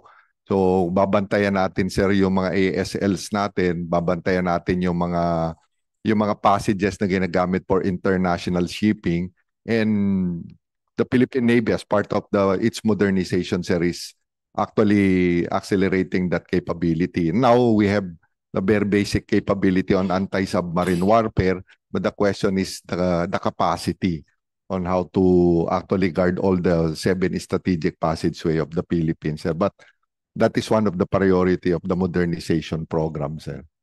The anti-submarine warfare. Kung totoo yung binasa ko kanina na 1,500 kilometers ang range, eh siguro kahit malayo dun sa passageway natin, pwede nilang ilunsad yan, di ba? So that's the difficulty. Coast Guard, any capability on the part of Coast Guard to detect, to assist? Kasi parang wala sa loop kanina ang Coast Guard eh. Who will speak on behalf of Coast Guard? Meron din akong tanong mamaya na siguro pwede na sagutin ng iba. Kasi yun siguro Attorney Gatchon, kanina nabanggit yung sa US, yung sa may Subic area, yung nangyari noong 2016. 2016, 50 nautical miles sa Subic Bay. Sinoli yun eh. Sinoli yun kasi kinonsider yung ganitong drone as a sovereign immune vessel. As a sovereign immune vessel, under international law, may-ari nun ay yung kung kanino magaling ito. So pag dumating siguro sa yugto, sa pag-aaral ng Navy na ito ay talagang Chinese origin, pag hiniling sa atin ng China na isoli ito, DFA, isosoli ba natin ito sa China? Given that there was already a precedent as regards an incident between China and the US ganito rin panahon pala, December 19, 2016. Sinole. So, bago mo sagutin yan, pasagutin ko muna si Coast Guard patungkol. May similar instances ba na nakasali kayo dito? Ano yung protocol ng Coast Guard ngayon? Sir, good morning, Captain Baxen of the Philippine Coast Guard. As for the Coast Guard, sir, we don't have the capability to detect drones on the subsurface. However, kapag surface ito, sir, may limited capability po yung PCG. And for the question, sir, na kung previously ba meron kaming nakuha sa dagat or na detect, for now, sir, none, maliban, sir, doon sa incident sa Pag-asa where the Coast Guard and Navy personnel jointly recovered yung nakuha sa Pag-asa, sir. And pagdating naman sa protocol, sir, as of the moment, sir, wala po yung... Sa Ilocos na yung tail ng isang rocket. Di ba? Meron din ganon? Di ba Coast Guard din na nakuha no, PNP? Meron yung buntot ng isang rocket na bumagsak na galing from orbit. Hindi ba Coast Guard yun o police na lang yun? Personally, sir, I'm not familiar with the incident. Maybe, sir, I can report later on kung anong nangyari dun, sir. Walang kapabilidad ang Coast Guard to determine kung ganon-ganon. Ang sinasabi sa akin, tama ba? 3 lang ang kulay nito. Kulay dilaw, kulay orange, at yung kinakatakutang kulay itim. Si kulay itim is of military grade. Tama ba yon? Well, yes sir, we also refer sa analysis ng Navy sir kung saan kapag yellow or orange, ibig sabihin gusto niya makita siya or ma-identify siya sa taas ng surface. Kapag gray or itim, ibig sabihin sir, hindi siya gusto ma-detect kaya pwede sir gamitin yun militarily. Same, the same protocol kayo ng Navy. The same. Pag So pag nakakuha kayo, bibigay ulit sa Navy. O meron din kayong forensics? Sa Coast Guard sir, kapag walang capability yung Coast Guard para sa yung analysis, we refer to the National Maritime Center kung saan Saan po? National? National Maritime Center kung saan sir andun yung agencies na may capability mag-conduct ng forensic, mag-investigate ng kung anumang bagay na pwede ma-detect o makuha natin sir. But right now, it's naval intelligence ang Yun ang dapat palakasin natin. Yun ang dapat palakasin natin, yung capability nun. Any other from the Coast Guard who would like to respond to the question of Senator Risa kanina? Di ata kayo nag-notes Ano yung tanong ni Senator Risa? Captain Pere. Yes, sir. Good morning, Mr. Chair. Captain Perez, sir, from the Maritime Safety Services. Sir, dun sa tinanong po ni Senator kanina about kung anong ang type ito, whether vessel ba to or considered vessel or not. Under DIMO, sir, may ginagawa sila kasi ngayon, sir, dun sa MAS or Maritime Autonomous Surface Ship. Ito, sir, may 3 categories at yung last category nito is totally unmanned ship. But dun sa underwater, sir, yun nga, sir, it's medyo hindi pa rin siya ganun ka yung pag-classify natin kasi either it's part of the ship or not kasi nga hindi iba po siya Iba yung treatment, sir. But for now, what we are developing is for the vessels pa lang na unmanned talaga. But tama po yung sinabi niya, sir, kanina na kahit unmanned ito, it's totally controlled by someone either malayo doon sa area or near doon sa area. So yun po yung ginagamit. Ito bang ganito ay pasok din sa mga littoral areas? So ibig sabihin, hindi lang sa dagat ito. Pwede ba itong pumasok sa halimbawa Pasig River? Pwede ba itong pumasok sa Cagayan River? Pwede ba itong pumasok sa Laguna de Bay? Coming from Manila Bay, pasok ng Pasig River, punta ng Laguna de Bay. Pwede ba yan? Yung capability, sir, kung kasi may yung under doon sa open source naman, sir, meron siyang buoyancy control, sir. So kung talagang bababa siya ng depth, sir, pwede siya, sir. Basta nakaprogram kasi yung iba, sir. Merong either i-program mo lang siya kung saan siya pwedeng pumunta and doon niya i-survey yung... Kaya? Kaya, sir. Kaya po. So kung makapasok to ng Pasig River, hindi pa delikado. Marami tayong mga tanggapan doon. Nandun ang Malacanang, nandun lahat yung, di ba? Yes, sir. Opo. So, hindi ba makaka-raise ng concern ito na pero magagaling yung ating mga mangingisda. Ito ba pwedeng hulihin ng lambat? Harangin na lang ng o bubutasin niya ang lambat. Maglagay tayo ng harang na lambat doon pag huli ng huli sila. Pwede rin yun. Ito po siguro, sir, kasi nasabi sa ganito mga bantay dagat natin. Glider type kasi sa sir, so dependent siya talaga sa current. Not unless propelled sa sir, yun yung time, sir, na pwede talaga siyang mag-debate. Kasi yung iba, sir, may sensor na kung may makakasalubong siya, pwede siyang mag-debate. So, if they are programmed to do that, they can do so. Pero kung hindi naman, sir, at dependent lang to sa current, parang drifter lang, sir, sunod lang talaga siya sa niya kung saan siya dalhin, sir. At yun lang yung kakukuhanan niya ng mga data kung saan niya tinatamaan yung area, sir. Pwede po yun. It was programmed in such a way that it will just navigate subsurface in a certain area. Hindi naman siya pupunta ng malalayo. Doon lang siya. Yun ang AOR niya Kung napadpad siya ni Christine ng mga bagyo, ibang usapan na yun. Pero doon lang talaga siya nag-i-emit ng signal. And most probably, I'm just thinking hypothetically, yung recipient ng signal, nandun lang sa malapit-lapit din yon. Posible kaya, sir, Captain Ferry, yung tumatanggap ng emission nito, ng transmission, Ay na land-based. Yes sir, pwede po sir kasi satellite yung feed niya sir.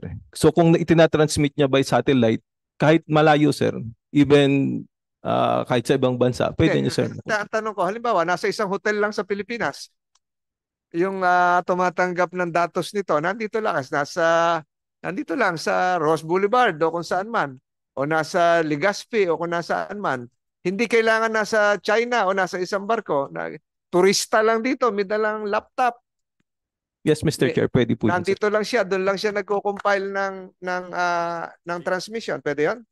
Opo, sir. Kasi din-develop ngayon, sir, doon sa MAS, yung mga controller, sir, kapag dumaan yung autonomous ship nila, meron silang local controller doon sa area, sir, na nagre-receive nung feeder. So sila yung nagko-control. So pwede po yun doon. Yung tumatanggap ng data, pwedeng nasa Pilipinas, at yung nagko-control nasa Pilipinas din. Possible po, Mr. Chair. Pwede po rin. Ayun, nakakatakot. 'Di ba? Hindi na kailangan sa isang mothership, hindi na kailangan sa isang malayong lugar sa ibang bansa, kundi turista na rin dito. Siya na rin yung nagko-control, di ba? Yes, Mr. Chair. Pwede rin po yun. Yusek, Direct. I wanted to mention, sir, yung tinanong niyo ko ibabalik sa China. Our understanding is this drone or a drone like that is already useless pag na yung battery. So there's no reason for China to ask it back, lalo na aminin nila kanila yon. However, if they ask it back, may ibig sabihin yun. Baka may data na ipit sa loob.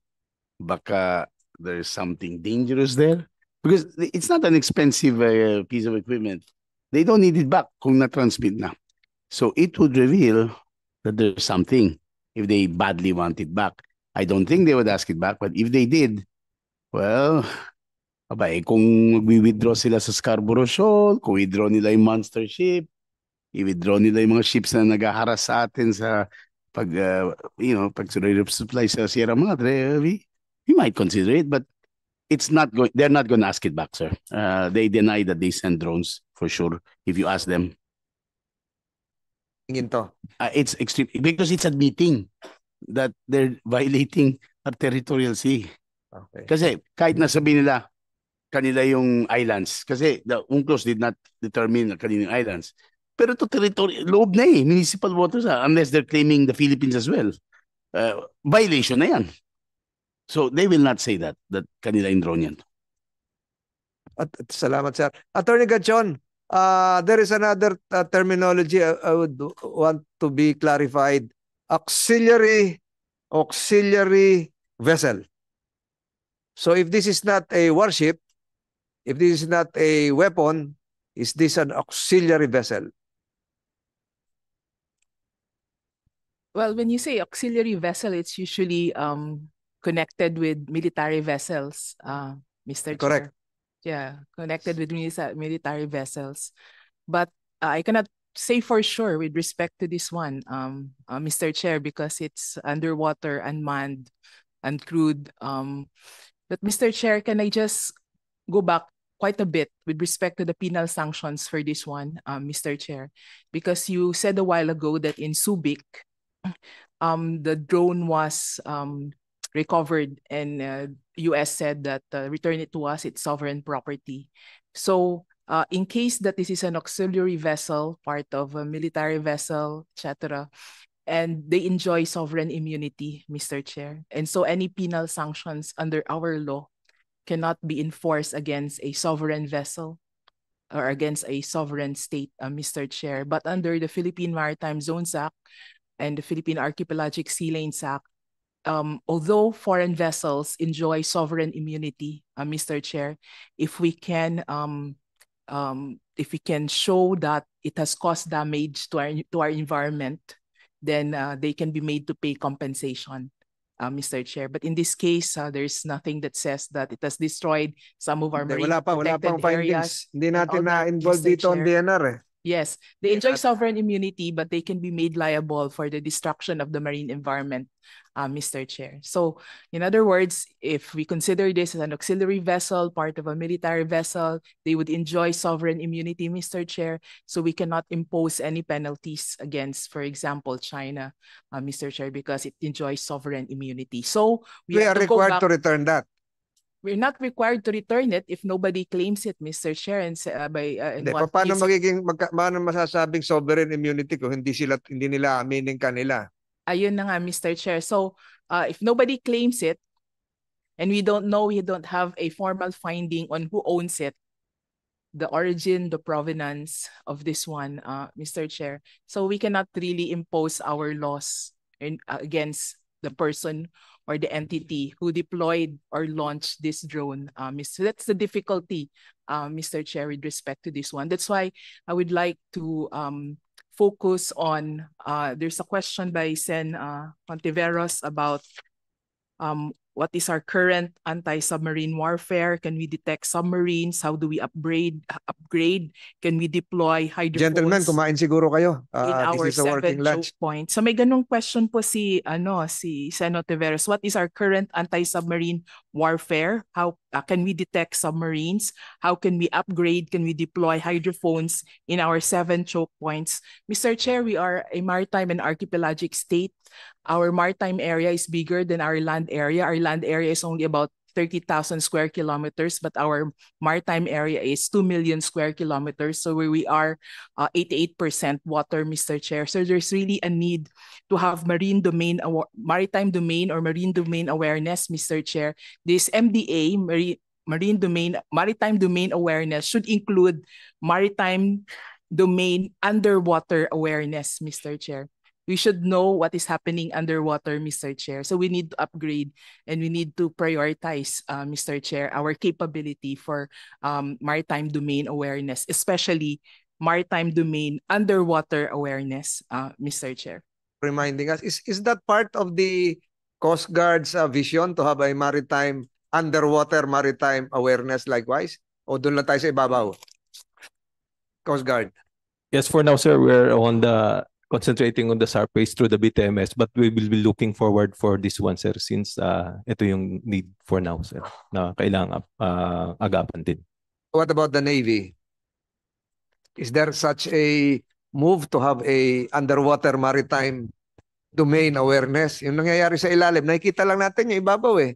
Yes, sir. Actually, sir, anti-submarine warfare, sir, would not only include protocols against submarines and other subsurface vessel, but also understanding the underwater domain of our maritime territory, sir. So we are developing those capabilities, sir. You must understand, sir, that the armed force of the Philippines had been concentrated solely for the past 50 years on internal security problem. It is only now that we are really focusing on external defense, and with drones and other new methods of war, we are accelerating our learning curve, sir, to address all of this new facet of modern warfare, sir. But rest assured, sir, the Defense Department as well the Armed Forces of the Philippines are accelerating our capabilities, sir, through procurement as well as training with our allies and partners, not only with the United States. But can we also develop a similar submersible drone? Kaya rin siguro natin gumawa nito eh. Yes, Maganda sir. rin mabalitaan, sir, na nahulihan din tayo ng ganyan sa ibang bansa. May nakita doon, Philippines. Nakita doon sa malayo. I would like to welcome Senator Robin Hood Padilla. So, kaya rin natin gumawa ng ganito? Yes, sir. I think, sir, the Philippine Navy as well as the DOST, sir, has the capability to build rudimentary version of this drone, sir. Submersible vessels. Siguro yan, kahit mga estudyante natin, magpa-contest tayo ng ano. But again, I think the point raised by Attorney Gachon is correct. Kailangan may awareness din tayo sa ilalim. Alam din natin yung nangyayari sa ilalim. After 5 weeks, looking forward, ito ngayon, dinadissect, kinoforensics ni Navy. Bubuhin ba uli yun? Bubuhin ba o nasa operating table na yun na hiwa-hiwa na yung ba ibubuhin nila, i-reconstruct ulit natin pag hiningi sa atin ng China, susuli. O pag yung kailangan natin i-display kung saan, kung kailanganin ng United Nations, pag tayo nag-protest, may ebidensya tayo ng buong buo kaysa yung parang in-overhaul mo yung isang sasakyan na hiwa-hiwalay na, kalat yung mga piston ring, hindi wala na yung makina, hindi ba natin is there a plan to reconstruct the same to show its original figure on the part of the Navy? Sir, may I turn over the floor, sir, to Commander Fernandez, sir, the commander of the Naval Research, Francisco of the Naval Research, sir. Thank you, Mr. Chair, Your Honor. Basically, sir, yung pong mga katanungan kanina kung saan ba ginagamit to, paano ba po to ini-launch, kanino po to, or anong gamit ang nito dun sa may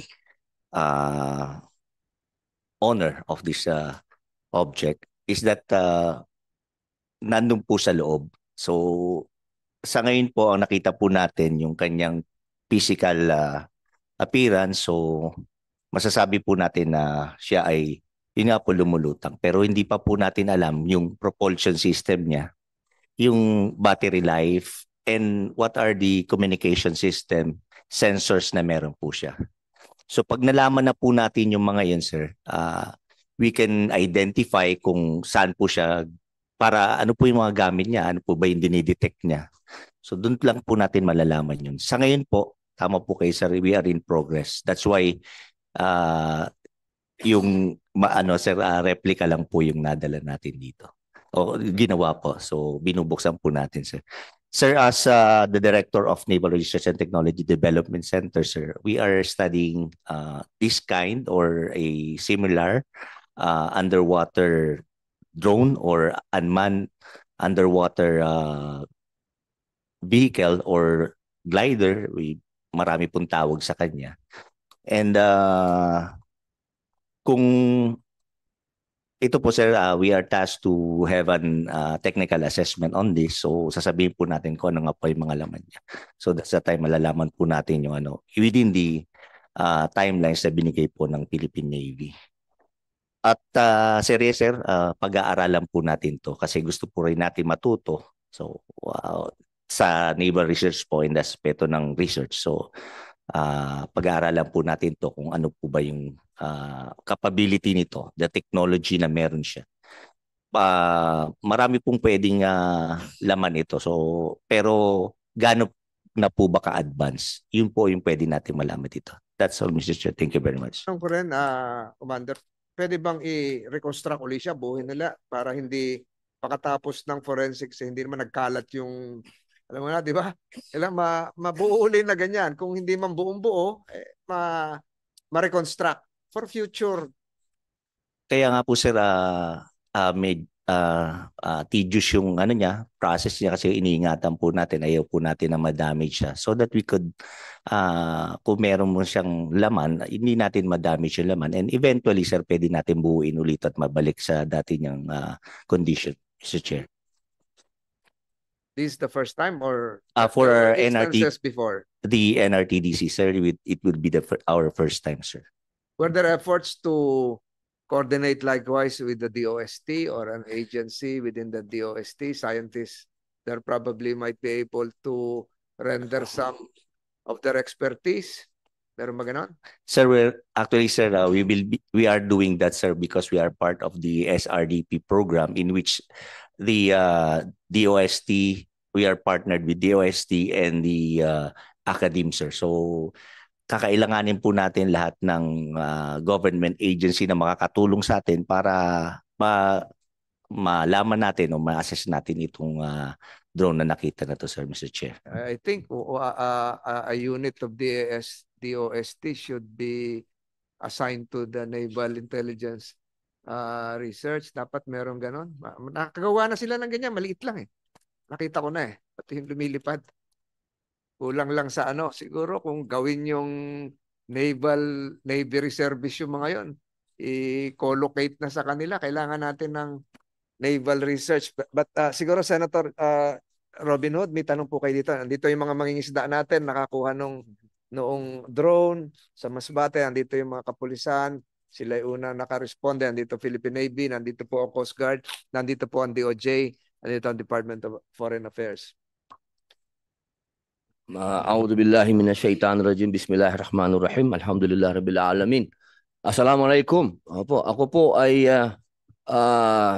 nakikinig papunta dito dahil ako po ay meron pang pinanggalingan nung sinabi po sa akin ng aking mahal na senador na ako daw kailangan niya dito. Madali po akong pumunta dito, pasensya na late, pero ako po ay nakapakinig at ako po naman ay nandirito upang sabihin lang, ba't nakatutok sa atin naman tong ano ba ito? Ano ba talaga to?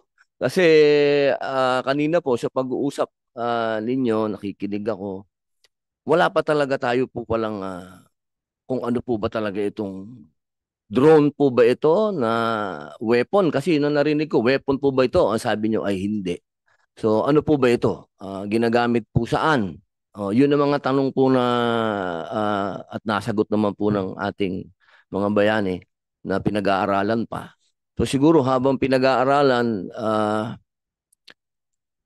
iwasan muna natin makarating sa mga usapang makakaapekto sa diplomatic na relasyon po natin sa China at sa ibang bansa pa, nakakapitbahay natin. Sa ngayon, hanggat pinag-aaralan pa po natin dito kung ano talaga ito at kung anong gagawin natin, nababalitaan ko po, parang ang sabi sa akin ng aking senador kahapon, parang binabawi na po ito ng China ba? Ganun po ba? Meron po bang ganong sa social media. Okay, opo. So wala pa pong umaamin kung kanino ito. So sa madaling salita, hindi natin alam kung ano ito. Hindi naman po ito yung totoo, no? Kasi delikado naman yung papasok tayo ng totoo. Replica po ito. So shape tayo lahat. Okay. So yun lamang po ang akin pong mungkahi. Ito po ay nagaganap hindi lang sa ating lugar. Marami po mga ganito na rin na mabalitaan po ninyo kahit po sa ibang bansa, sa mga progresibong bansa, may mga pumapasok na din ng mga drone na sinasabi na hindi alam kung saan ang gagaling. Dahil wala po talagang dino. Sino naman na magsasabi kung saan galing yan? Hindi naman nila tatatakan yan kung saan galing. Dahil madaling salita, pang-espiya yan. Yan ay malinaw. Ngayon, kung kanino man galing yan, wag muna tayong maghusga. Wag tayong padalos-dalos sa panahon nito na naglalagablab ang mga ibang lugar sa mundo. Nakakatakot po kung tayo pa yung makikisawsaw pa dyan sa mga naglalagablab na lugar na yan.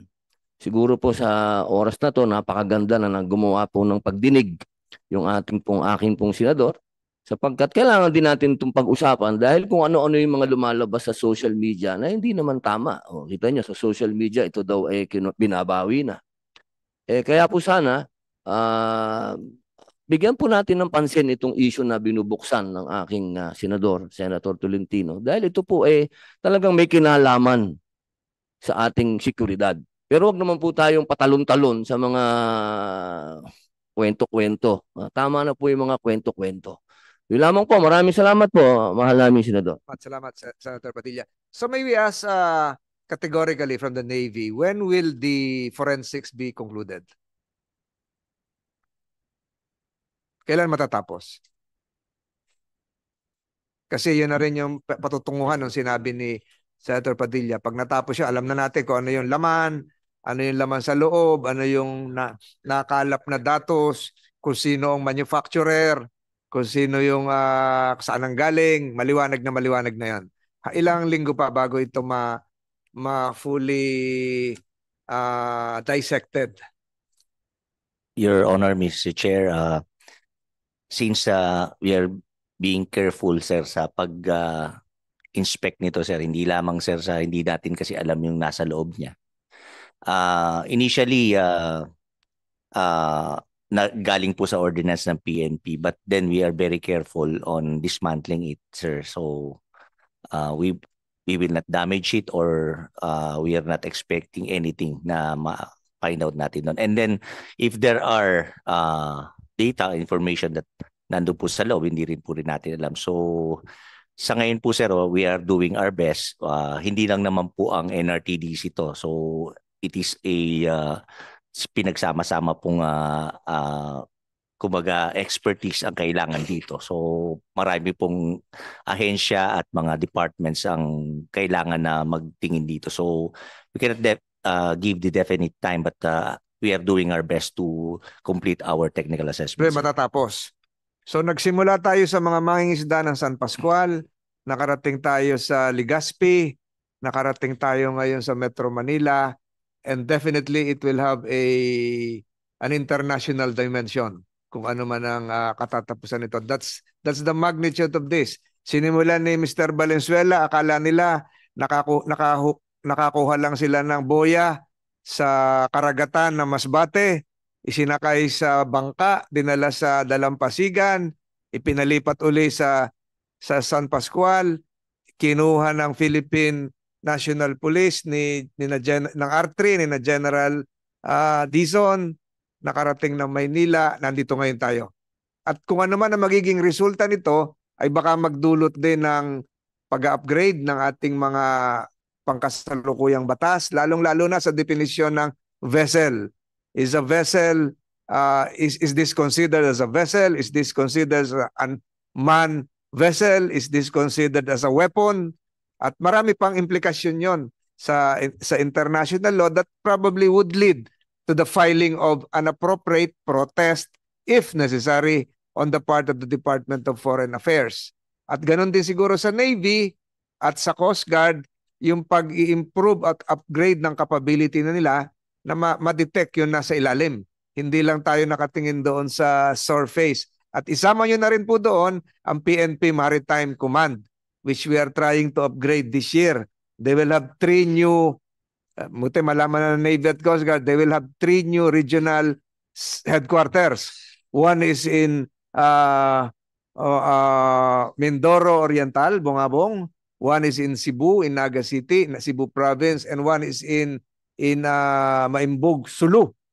So tatlo yan. So if all of this would be completed this year, the PNP Maritime Police Command Group ba kayo, Command?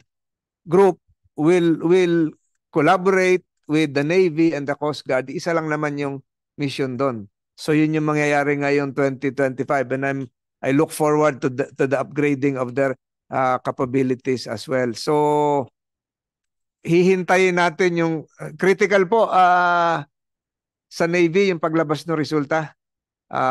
Critical po yun dahil yung po yung doon magsisimula kung merong penalty si DOJ, doon din magsisimula kung merong diplomatic protest si Department of Foreign Affairs, at doon din siguro magsisimula pa yung pag-upgrade natin ng ilan nating mga pwedeng iakyat na mga batas, lalong-lalo na patungkol dito sa mga unmanned vessels, underwater pa, na baka marami pang nandito sa atin ngayon na hindi natin alam kung nasaan. So I think this would likewise result in some circulars coming from BIFAR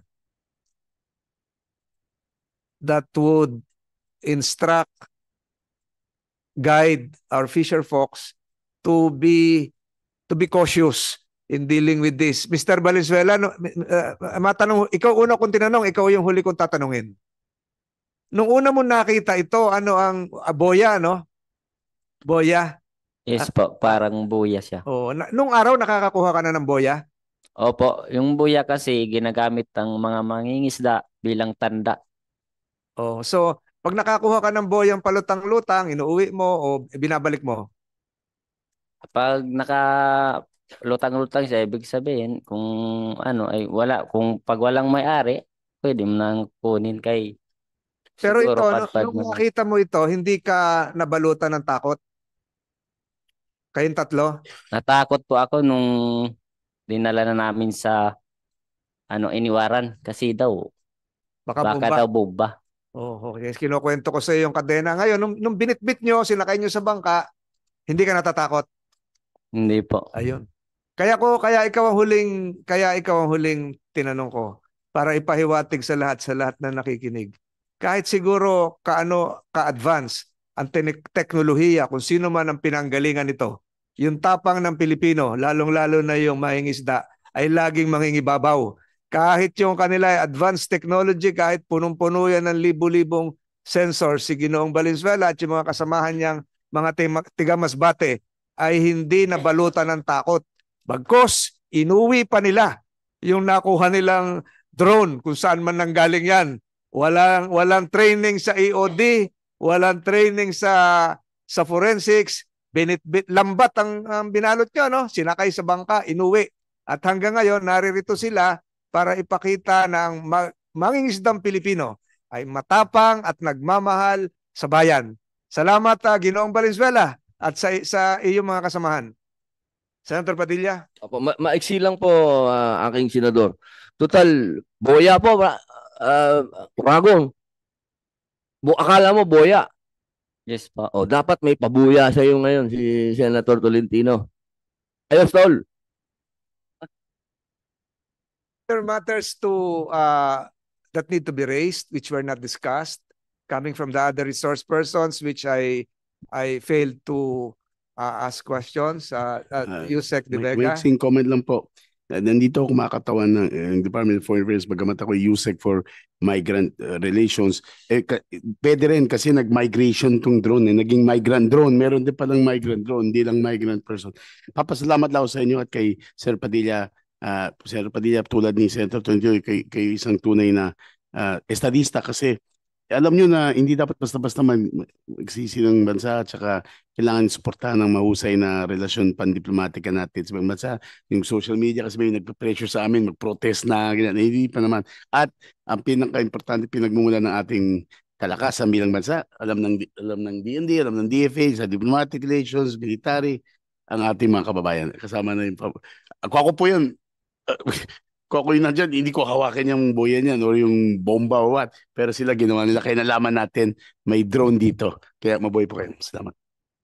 Salamat. Any other wishes to express something before we wrap this up? Wala na. General Dizon. Okay. Maraming salamat. General Cabal. Maraming salamat. Colonel Van de Belt. Parang ano yung pangalan mo? Parang Netherlands Dutch, sir. Nga, From diba? Belgium, sir. Belgium. Belgian ang tatay mo? No, sir. Husband, sir. Ha? Husband, sir. Husband. Oh. There is a motion here coming from Senator Padilla that we likewise recognize the fishermen who found and retrieved this submarine drone. So if you would like to put that into a motion, because this coming Monday, we would also be recognizing, I think, a personnel from the Bureau of BJMP na nakipagbarilan single-handedly sa Mindanao. Naka-rescue ng para sasama na rin natin silang dalawa. Babalik uli kayong dalawa dito sa Senado. Hindi naman namin kayo i-detain. Okay lang yun.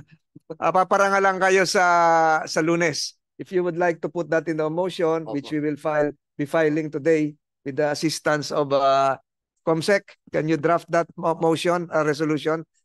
Would you like to formalize that, Senator Padilla? Opo, Ginoong Tagapangulo, nais ko pong magbigay ng motion na pagbibigay po ng parangal dito po sa ating mga mangingisda na nagpakita po ng kanilang katapangan at pagmamahal sa bayan. Kasi sa totoo lang po, kahit po ako, katulad po ni Secretary De Vega, masyadong kayong matapang po talaga na talagang pinakikita niyo po. Ako po ay saludo sa inyo. Karapat dapat po kayo talagang bigyan ng parangal. Yun po ang aking motion na Ginoong Pangulo. The same is approved. So we'll file the resolution today for them to be recognized this coming Monday. Kunin na lang siguro yung pati yung isa, tatlo kayo, di ba? Manang tatlo kayo, di ba? Oo. Ay, bata yung isa. Ano pangalan? Ikaw ba yung isa? Tumayo ka. Ikaw yung Bibigyan ng scholar. Paano? Senator Paano niya nabitbit ito? Rabon ini. Oh. Are there other matters to discuss? We'd like to, this is not the final hearing. We will have another hearing upon receipt of the findings of the Philippine Navy, which would be critical insofar as the future actions of the Department of Foreign Affairs is concerned, as well as the DOJ. So, kung wala na po siguro, we'd like to thank you for your attendance. You've been a great help, not just to this committee, but to our country as well. Without objection on the part of the members of the Special Committee on the Philippine Maritime and Admiralty Zone, the Senate inquiry is hereby suspended. Magandang hapon po at maraming salamat. Kumain muna kayo.